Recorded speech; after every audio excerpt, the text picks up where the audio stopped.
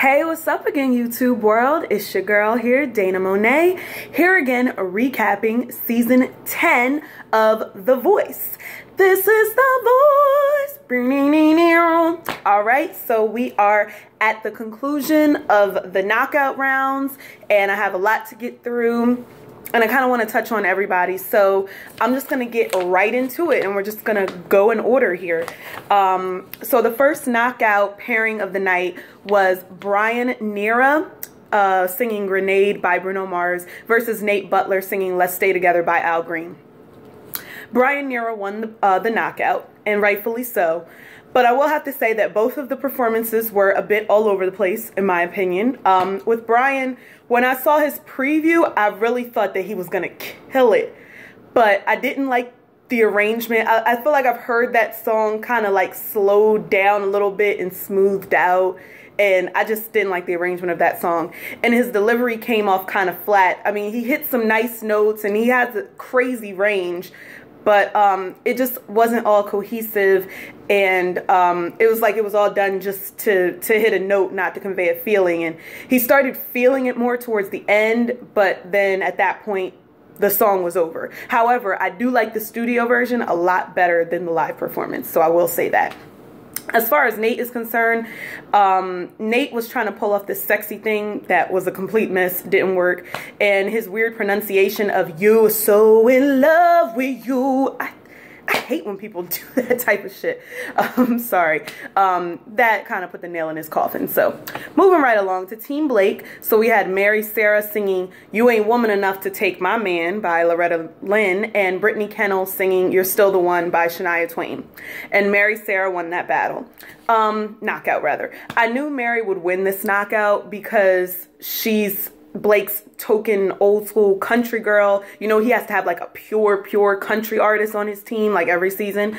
However, I haven't really liked any of her performances since The Blind. And don't get me wrong, you know, she hasn't missed a note and her range is crazy good, which is part of the problem. I feel like she's not singing songs that really showcase her voice like she did in The Blinds when she did Where the Boys Are. And in the battle rounds, I gave her a pass because she didn't pick that song. And then in the knockout rounds, she sings like this mid-tempo country song that doesn't really allow her voice to go anywhere. So, you know, I need to hear her break my heart on a ballad, like, or sing a contemporary country song, or even if she does go old school, choose a ballad or something. I really have a strong dislike for the type of like honky-tonky type of country songs that she sang in the battles and the knockouts. It's just not my cup of tea.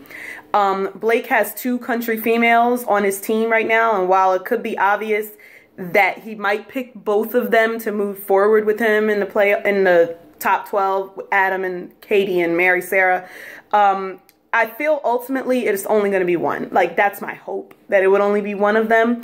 And right now I'm looking at Katie more only because she has more versatility. Brittany was completely out of her depth, and I knew it was bad because all I could do during her performance was talk about what she was wearing. And those were some serious high-waisted shorts. And that's about it about Brittany. So moving on to Team Christina, we had Brian Bautista singing Sorry by Justin Bieber versus Trey Odell singing I Lived by One Republic. Mr. Bautista, baby. Okay, and of course Brian won. Did you not get that? Okay. Brian, in my opinion, had the best overall performance of the night. I definitely feel like the knockout round performances were a lot better last week than they were this week. So the fact that he, in my opinion, didn't even like give his best performance was kind of telling of, you know, the lopsidedness of the performances. But anyway, Christina was a little skeptical of the song choice, as was I, until he mentioned, you know, his Dominican and Puerto Rican roots and the reggaeton vibe he was going to, you know, throw in there. And I think he's an amazing, soulful, contemporary singer. He's like, you know, he could totally, without any question, compete with like the Usher and the Chris Brown and the Trey songs and the Weeknd, like right now, like just go out there and just do it. You know what I mean?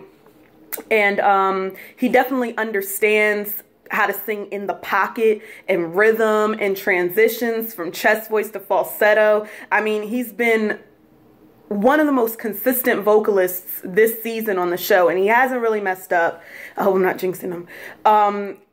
Obviously, he can dance. He has rhythm. He can groove, and, you know, he was smooth.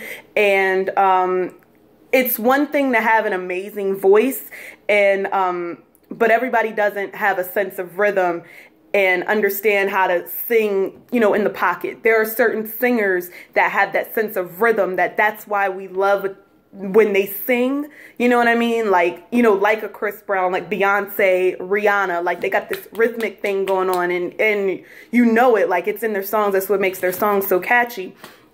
My thing with Brian is that my favorite vocal from his is still Man's World. I prefer him putting his contemporary spin on the old school soul songs, or not even just old school, just soul songs, as opposed to singing current pop songs and infusing soul into them. I need him to be in the competition until the finale. Like, I kind of need that. So I'm going to need Christina to have a talk with him and explain that. So, you know, with Brian, he does have covers of himself singing soulful songs on YouTube. So I really want him to kind of go that route. And, you know, he's already proven that he's current, and, you know, he's sexy as hell. He can sing, he can move, he can totally, you know, be out there in the game right now, as I said before. But at this point in a singing competition show, he needs to show that he can win. That is the #1 thing. And you're not going to be able to win singing songs by Justin Bieber and The Weeknd. You're just not going to be able to do that, singing those types of songs. And his voice is better than those songs. So rest assured, I will be voting for him. And notice I didn't talk about Trey. Like, seriously, he was so out of tune, I couldn't even think straight. So moving right along from that mess. Team Pharrell. Katy Peters sang Leave Your Lover by Sam Smith, and Abby Celso sang Rich Girl by Hall & Oates, and Katy won. So this was a little bit bittersweet and difficult pairing, because I really actually like both of these girls, and actually found out that they were roommates. So, you know, they like to pair the friends together. I loved both of their blind auditions. I didn't really care for Katy's battle, but I loved Abby's battle. So I was leaning more towards Abby to win in the knockouts. However, Katy was definitely the clear winner. She was my second favorite performance of the night, and a close second to Brian Bautista, because there were 2 Brians that performed tonight. I loved how when she went up to the high notes, it was like a whisper, and it was like ever so soft. And her lower register is perfection.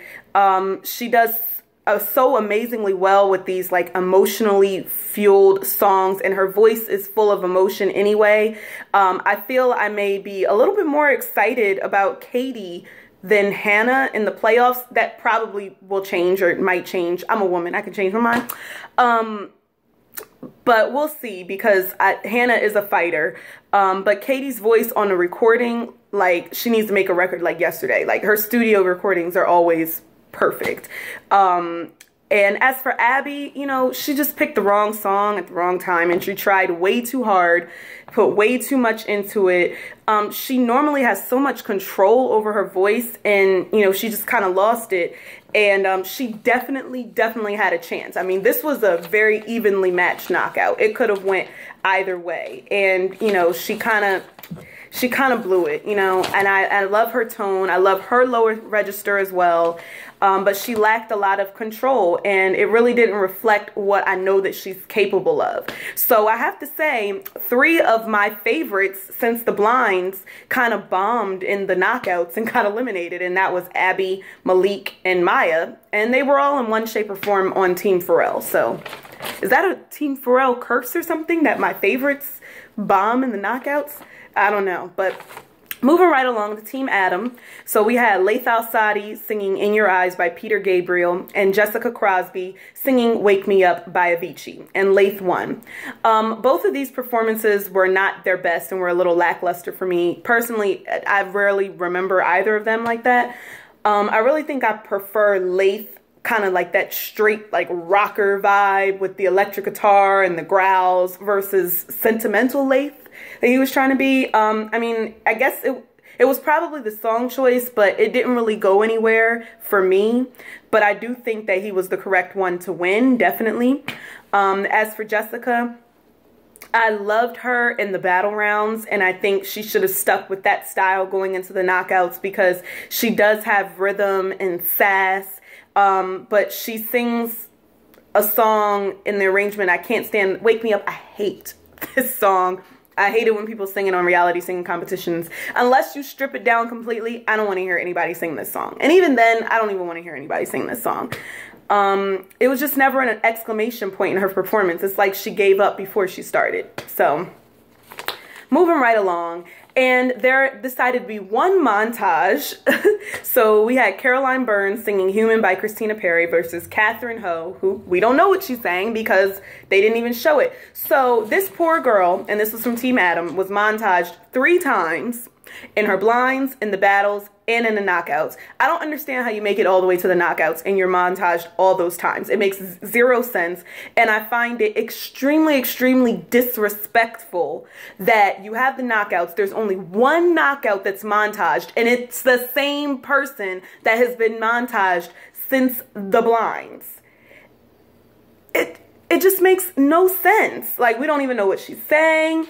It's such a shame. You know, again, I've been saying this, fans have been saying this, put the full versions of these people's performances on YouTube. You put everything else on YouTube. Why can't you put the montage performances on YouTube? Unmontaged, I might add. Like the full performance, the full knockout or whatever. We don't need to hear the judges' comments. That means nothing to us. But if it's a battle montage and they made it, I want to see it. If they didn't make it, I still want to see it. If the blinds, well, only the people who get a chair to turn, their blinds was montaged, I want to see it. Put it on YouTube. And then the knockouts, like, they only get the studio version released to iTunes if they win the knockout or get stolen. Like, if you're not going to have their iTunes version available, at least let us see the damn performance on YouTube. So I think that Katherine Ho or anybody like that that has this done to them should like sue The Voice or something, because that ain't right. And like, they played her and it's a hot mess. I know if I was on the show and they did that shit to me, I would be pissed as hell. But you know, I did hear her on her blind audition singing the studio version of that, and it wasn't like amazing. So first of all, I'd make sure that they showed me. I'd say that much, you know. I'd be singing on that show. So moving right along, the last battle of the night, knockout of the night, battle knockout. It's all the same shit at this point into the lives. Kata Hey singing Why Haven't I Heard From You by Reba McEntire versus Joe May singing Earned It by The Weeknd. And Kata Hey won, and Joe was stolen by Blake. So Blake used his one and only steal on Joe. So this was the big knockout where there'd be a steal, which of course I've known for a while because I have seen the spoilers. I haven't really liked Kata like that at all. I think she's a little out of control and all over the place sometimes vocally, and I think this performance was definitely miles better than her battle and was actually my third favorite performance of the night. I do feel like she stayed in a certain part of her voice too long. Like she was like here, and I needed more like of a range. I needed more dynamics. But as furious as I was when I saw the spoilers that Joe didn't win his knockout, I now understand why. I actually really love the studio version of Kata's song.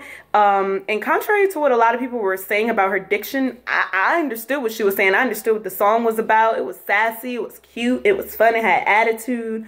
And, you know, and she's a badass, and I like that. So, and I have to say this, moving on to Joe. I love Joe. I have to say, I've even listened to one of his original songs, which was very good, that he had on iTunes. He definitely has talent. He has charisma. He has stage presence, the whole 9. But I was expecting greatness from him, especially singing this song. I was like, oh, I saw he was going to sing Earned It. I was like, he's going to tear it up. And, you know, he just gave so much over the topness. First off, he didn't even sing enough of the song. Like, I know they only have 1:30, but it could have been arranged where he could have sang the bridge of the song. He didn't even sing the bridge of the song on the recording, on the studio recording, which makes zero sense. It's like one of my favorite parts of the song. I don't know whose idea it was to arrange it that way, if it was his or like the vocal coaches or producers or whatever, but that was a bad idea on their part. You know, and it just didn't get explosive the way that I wanted it to, in terms of the buildup. I think he was trying too hard in every way. And, you know, I get it. You know, he wants it so bad and there's like so much pressure on these contestants. But he really does have to reel it in a little bit. I'm definitely happy he was stolen. But being on Team Blake, I'm not sure he's really going to make it out of the playoffs. That performance, it could have been a lot sexier. It could have been a lot smoother. If he had been more relaxed in the beat and in the groove and just sang without trying to be extra, a la Avalon Young from American Idol this season. He has a sexy voice in and of itself. He does. It's a very, like, this gruff, like, rough, raspy kind of tone. But I have to say, I did really enjoy the studio version. The live version didn't live up to it, but I like the studio version a lot. So that's it for the final round of the knockouts. And I'm actually going to do a part 2 of the video because I just kind of want to do a summary of the top 20 contestants. So I will see you in part 2.